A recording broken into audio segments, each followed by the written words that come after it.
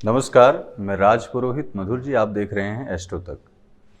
जीवन में बहुत सारे लोग ऐसे हैं जो तमाम प्रकार के तंत्र बाधाओं से ग्रसित होते हैं और उनके दिमाग में एक बहुत बड़ा, चाहे वो भ्रम कह लीजिए या वास्तविक रूप से समस्या कह लीजिए, कि किसी का कुछ किया हुआ है या फिर हमारे ऊपर किसी भी प्रकार की नकारात्मक शक्तियां हैं, या फिर कह सकते हैं कि प्रेत दोष है, या फिर परिवार में पूर्वजों के जो अकाल मृत्यु, आकस्मिक मृत्यु के कारक बन जाते हैं, कारण बन जाते हैं, वही प्रेत रूप धारण करके और तमाम प्रकार की यातनाओं से लोगों को ग्रसित करते हैं। तो आज इसी बिंदु पे हम बात करेंगे। आप ध्यान से इस पूरे वीडियो को देखिएगा। अक्सर घरों में बहुत सारे क्लेश होते रहते हैं।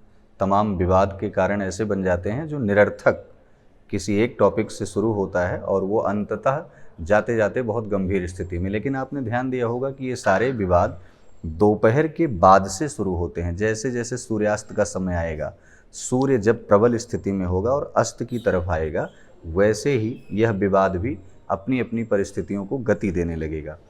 और ऐसा होता क्यों है, यह तो मैंने आपको बताया। देखिए, परिवार में ये विघटन, पारिवारिक समस्याएं या व्यक्ति की मानसिक, शारीरिक पैरालाइज या फिर तमाम प्रकार के जो रोग, उदर रोग हो जाते हैं, ये सारी समस्याएं, दिक्कतें खड़ी कहाँ से होती हैं। आपको बताएं, जब किसी व्यक्ति का परिवार में गर्भ नष्ट होने से लेकर के 60 वर्ष की आयु से कम का जो व्यक्ति आकस्मिक मृत्यु में, वो चाहे जल से, एक्सीडेंट से, चाहे विद्युत से, करंट से, या फिर किसी के द्वारा, या फिर तमाम प्रकार से उसने अपने आप को सुसाइड कर लिया, या किसी भी स्थिति में वह व्यक्ति आकस्मिक मृत्यु में अगर चला गया है, तो यकीनन मानिए कि वो बहुत लंबे समय तक प्रेत बना रहता है और प्रेत की आयु बहुत लंबी अवधि तक होती है। ऐसे में लोग समझ नहीं पाते और तमाम प्रकार से वो अपनी दवाइयों का सहारा लिए रहते हैं। दवाइयाँ खाते रहते हैं, डॉक्टर के यहाँ जाते रहते हैं और अपना कार्य करते रहते हैं। लेकिन उन्हीं अवसादों को पालते पालते एक दिन वह अवसाद एक बड़ा रूप ले लेता है। जब वह बड़ा रूप ले लेता है, तब आप यकीनन बहुत समस्या से ग्रसित हो जाते हैं। आपने ध्यान दिया होगा कि दोपहर के बाद से पहले तो कलह शुरू होती है। दूसरा, उस घर में किसी न किसी व्यक्ति को रोग, और एक ऐसी रोग, वो पहले पेट से संबंधित होगी या सिर से संबंधित होगी, या फिर कोई पैरालाइज स्थिति में होगा, या बार बार एक्सीडेंट हो रहे होंगे, या उस घर के बच्चे किसी भी स्थिति में अपने आप को एक तेजवान, एक धैर्यवान, एक रूपवान, एक गुणवान इस परिस्थिति में नहीं ले जा रहे होंगे। तो तमाम प्रकार से ये परिस्थितियां जो जीवन में बनती हैं, खास करके महिलाओं के साथ ऐसा होता है। और महिलाओं के साथ क्या होना शुरू होता है जब ये घर में रहता है, तो सबसे पहले सिर भारी होगा। सिर भारी होने के साथ साथ कंधा, गर्दन भारी होगा। फिर उसके साथ साथ कमर से रिलेटेड दर्द होगा कमर में, और फिर एड़ी पंजों में होगा। यह प्रक्रिया जब व्यक्ति के, यानी कि जो है महिलाओं के शरीर में ये स्थिर होने लगती है, तो उदर विकार शुरू होता है और उदर में केवल मरोड़ होगा, चुभन होगी।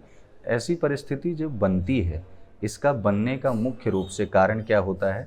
घर में तमाम प्रकार की प्रेत आत्माओं का निवास करना। अब उसी में जिस टॉपिक पे विषय शुरू हुआ कि लोगों का करा कराया या फिर किसी के द्वारा तंत्र किया गया है, इन क्रियाओं को हम कैसे समझ पाएं या फिर इनसे बचें कैसे? तो आपको मैंने बताया कि अगर ऐसी परिस्थिति है, तो 100% आपके घर में नकारात्मक ऊर्जा और आपके शरीर पर नकारात्मक ऊर्जा का वास हो रहा है। अब आपको करना क्या है विशेष रूप से? पहली बात तो ये है कि आप अपने पूर्वजों में जो आकस्मिक मृत्यु में जो लोग चले गए हैं, उनका आप विधिवत श्राद्ध करें। श्रीमद् भागवत महापुराण का घर में स्वयं से पाठ करें, ब्राह्मण से पाठ कराएं। साथ ही साथ गीता की पुस्तक रखें और प्रत्येक दिन कम से कम 1 अध्याय का पाठ स्वयं से पूजा स्थल पर किया जाए।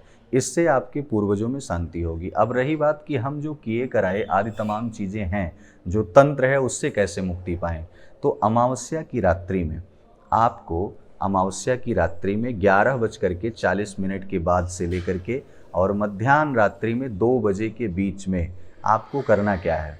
एक लाल आसन पर विराजमान होना है। लाल आसन पर बैठ करके यदि उसी रात्रि को महाविद्या का पाठ किया जाए, और यदि आप महाविद्या का पाठ नहीं कर पाते हैं, तो आप केवल पान के पत्ते 5 रखें और उस पर अलग अलग 5 नींबू स्थापित करें। उन 5 नींबुओं का पहले पूजन करें। काली और काल भैरव की उपासना करते हुए, माँ भगवती छिन्नमस्ता और भ्रामरी का ध्यान करते हुए आप उन 5 नींबुओं का विशेष कर पूजन करें। धूप दीप करने के बाद आप 5 प्रकार के मीठे को, मिष्ठान को वहाँ पर चढ़ाएं। यह करने की स्थिति जब आपकी पूर्ण हो जाए तो एक चाकू साफ सुथरा हो या नया हो, उसको लेकर के वीर आसन में बैठें। 5 नींबुओं को प्रथम बलि आपकी कालरात्रि अर्थात काली के रूप में दी जाएगी। पहले नींबू को आप 2 भाग में काटें, दूसरे नींबू को आप काल भैरव, बटुक भैरव के रूप में आप उस बलि को दें। दूसरे नींबू को भी 2 भाग में बांटें। इस 2 भागों में बटे हुए नींबू में जो भैरव के लिए नींबू बटा हुआ है उसमें लाल रोली लगेगी। जो काली के लिए बटा हुआ है, कटा हुआ है नींबू, वह 2 भागों में आपको सिंदूर लगाना है। यह दोनों परिस्थितियों को करने के बाद आपके पास 3 नींबू बच रहा है। उस 3 नींबू को अपने सिर से उतार करके, या जिस व्यक्ति पर ऐसी बाधा हो उससे तीनों नींबू को लेकर के उतार करके कम से कम 11 बार ओम बम बटुकाय नमः इसी महामंत्र का जप करते हुए ऐसा आप उतारा करें। उतारा करके किसी पीपल के पेड़ पर रात्रिकालीन बेला में ही आप उसे ले जा करके रख दें। जो कटा हुआ नींबू है उसे साथ ले लें, मिष्ठान को साथ ले लें। ध्यान रहे, जाते वक्त आपको भैरव जी की उपासना करते हुए जाना है और उनसे निवेदन यह करना है कि हमारे शरीर पर, हमारे परिवार में किसी व्यक्ति विशेष के शरीर पर, या हमारे परिवार में किसी के माध्यम से कोई यदि तंत्र किया गया हो तो आज इस उपाय को करने से हमें मुक्ति मिले। साथ ही साथ हम तंत्र से एकदम मुक्त हो जाएं, परिवार में किसी भी प्रकार की कोई कलह ना रहे। तो इस वीडियो में आपको मैंने जो कि बताया कि अगर आपके घर में या आपके शरीर पर कोई ऐसा तंत्र बंधन महसूस होता है तो सामान्य से उपाय को करने से आप किस तरीके से बंधन से मुक्त हो सकते हैं। आप ऐसे ही वीडियो देखने के लिए एस्ट्रो तक पर बने रहें। नमस्कार। अगर आप मुझसे जुड़ करके अपनी समस्याओं का समाधान चाहते हैं और चाहते हैं कि आपकी समस्याओं को ज्योतिष के माध्यम से सुलझाया जाए तो आप हमसे संपर्क कर सकते हैं, जुड़ सकते हैं एस्ट्रो तक पर।